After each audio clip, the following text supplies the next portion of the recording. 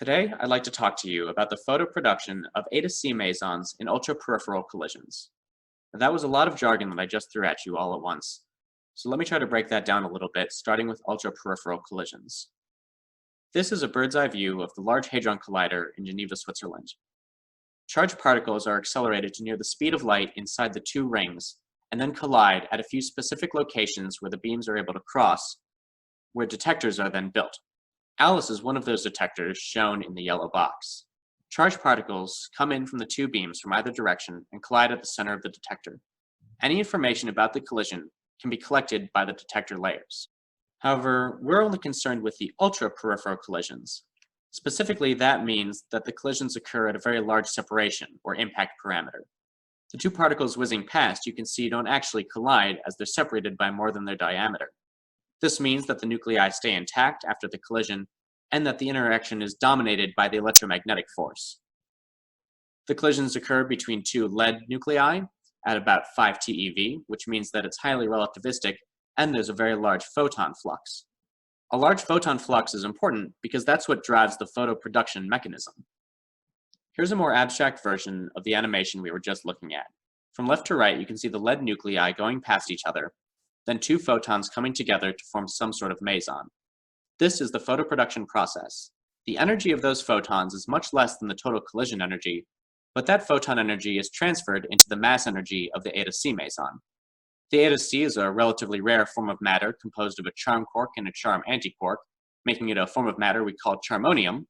It has some interest for study because it has implications for some physics beyond the standard model. However, we can't actually observe the A to C directly, because it has a very short half-life and decays quickly, and it has many possible modes that it can decay into. Those individual modes are referred to as the decay channels. It's important to understand the decay channels because it's the decay products that are actually observed by our detector. Here are just some of the ways that the A to C is able to decay, along with a branching ratio, a fraction that indicates how likely it is that that decay will occur. However, our detector is also only readily able to pick up charged particles, and so highlighted in green are all of those decay modes where all of the final daughter particles are charged. Looking at these 9 decay channels, we can group them by the particles found in their final state. Immediately you'll notice that there are some possible intermediate states before we reach the final state of particles, and it's even possible for multiple intermediate states to contribute to the same final state, as shown for those first 3 channels. However, what does it actually mean to detect one of these events? This is a process of particle reconstruction, because the detectors are actually only measuring the paths of particles moving through them. The actual particles themselves need to be reconstructed and their mass is calculated. Here's an example plot of the Higgs boson. There's a clear peak on the x-axis around 125, and that is meant to correspond to the mass of the Higgs boson. The mass is important to calculate because it's the mass which uniquely determines a particle's type. And as a note, this is the invariant mass, since all of these particles tend to move relativistically. Ultimately, the signal is going to take the form of one of these peaks. On the top of this image is the signal on top of the background noise, which is an exponential fit. But on the bottom is what happens when we subtract the background noise from the signal, and there's a very clear peak. This is the kind of mass plot that we might hope to produce for the A to C meson. So, stringing it all together, ultra-peripheral collisions, which occur inside of the Alice detector, are expected to occasionally produce A to C mesons through this photoproduction process. Those mesons will in turn decay into one of these decay channels that our detector can pick up. And so, our research question here is, can we find a peak in the invariant mass that matches the A to C in Alice's collision events? Last semester, I showed you this flowchart, which generally shows how we get from the raw data to the final parent reconstruction. This is a process of eliminating the events which don't seem to match our conditions. And now that the analysis has actually been run, we can look at the results from each of those cuts. The first step uses the trigger conditions to select for ultra-peripheral collisions. This eliminates about 1 order of magnitude of the data and leaves only events that are likely to be ultra-peripheral collisions. Out of those triggered events, we can then look for those events which match some properties of the A to C. For instance, having the total correct charge of 0 and having the right number of tracks that actually matches one of the decay channels. We lose another order of magnitude at this step. At this point, there's a small enough number of events that we can do the particle identification. We're only actually trying to identify pions and kaons in this case. And then we can move on to the channel selection, where we can check to make sure that there's the right number of pions and kaons that actually match one of the A to C's possible decays. Finally, we can then move from the channel matches to the final A to C candidates, of which we have about 200. And although there's no explicit cut made between the channel selection and the A to C candidates, what's happening there is that we're selecting only those events which match the A to C's mass. In order to do that final selection, we look at the mass of the A to C. We know that the A to C particle has an invariant mass of around 2.98 GeV, but we also know that it's going to be made from coherent photons and thus have a relatively low transverse momentum, lower than about 0.11 GeV, that is. If we make a plot of the transverse momentum versus the invariant mass, there's going to be a region of that space which belongs to the A to C. So what happens when we make this plot out of the 2018 data from the lead-on-lead collisions? Noting the log scale on the y-axis, we get a plot which has a clear horizontal separation between the coherent and incoherent events, as promised right around 0.11 GeV. The area in the shaded region corresponds to the coherent events, and if we take just that region and project it onto the x-axis, we'll get the invariant mass plot that we're looking for. Looking at just the invariant mass plot, we can see that there's one large peak at around 1.7 GeV, with what appears to be an exponential background coming off of it towards the higher end of the mass. On top of that exponential, though, there are several peaks that are popping out. These peaks do correspond to the masses of known particles, the rho, the j psi, and the psi 2s. However, when we add on the A to C's mass range, there is no real clear peak right in the range that we expect.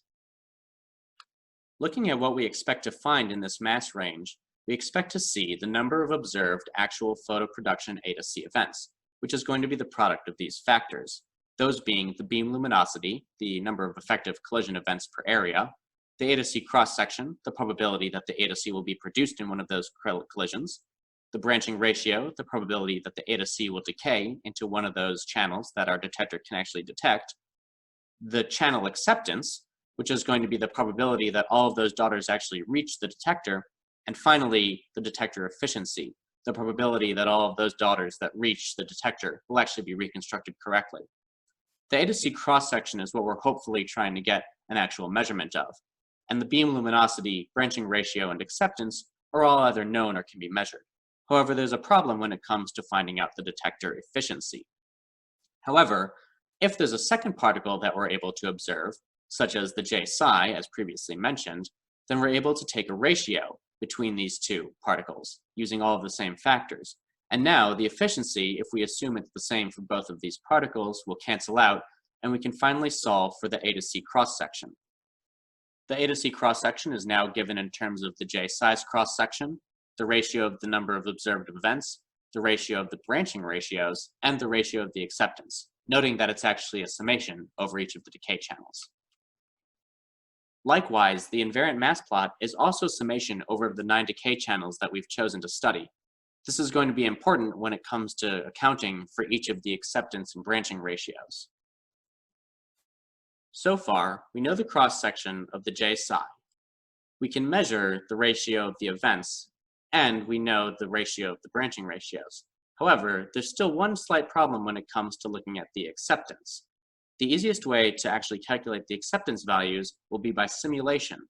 There are two Monte Carlo programs, Starlight and Pythia, which generate a random A to C within the expected kinematics of the A to C, and then decay it into one of its possible decay channels. By forcing it into a specific decay channel, we can then also force the acceptance criteria.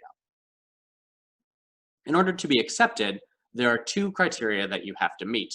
First, each of the daughter particles needs to have a high enough transverse momentum. This is because as the particles move out from the collision, they actually have to reach the inner radius of the detector. This turns out to give a minimum value of right around 0.12 GeV. However, the detectors are not spherical. They're actually cylindrical and therefore do not cover all 4 pi steradians, and so there's also a severe limit on the outgoing angle that the particles can possibly be at, within about 0.9 radians of 90 degrees. You'll notice that there's a very big difference between just the appearance of the distribution before and after the cuts. And that, of course, is because it's not enough to just lop off the distribution at the cuts, since there are multiple particles that all need to be within the detector acceptance for any particular event. When we run the calculations for the eta c, the j psi, and the psi 2s, the particles we were able to detect earlier, we get this chart of values. The two real takeaways from this chart are just that the acceptance numbers are all around the same, and that each channel tends to follow the same general trend. However, the end to this story has not yet been written. Although we have most of the factors needed to calculate the eta c cross-section, there is still some work that needs to be done to get an accurate measurement of the eta c events. In particular, we had previously not been very concerned with the purity of our signal. Previously, we had no excess events in the eta c mass window at all. However, now that we do see some signal, the criteria can be made more strict in order to reduce the background noise. As mentioned, there is no real clear peak in the eta c, although there are some excess events on top of the background noise already. Hopefully, after the corrections are done, we'll get a higher signal-to-noise ratio. However, even after those corrections are made, if there's still no peak that appears there, then the best we'll be able to do is really just get an upper bound on its production based on the fact that we can see the visible j psi peak. Either way, thank you very much for listening, and I'd like to give a special thanks to my advisor, Dr. Janet Seeger, and to the U.S. Department of Energy for partial funding of this research.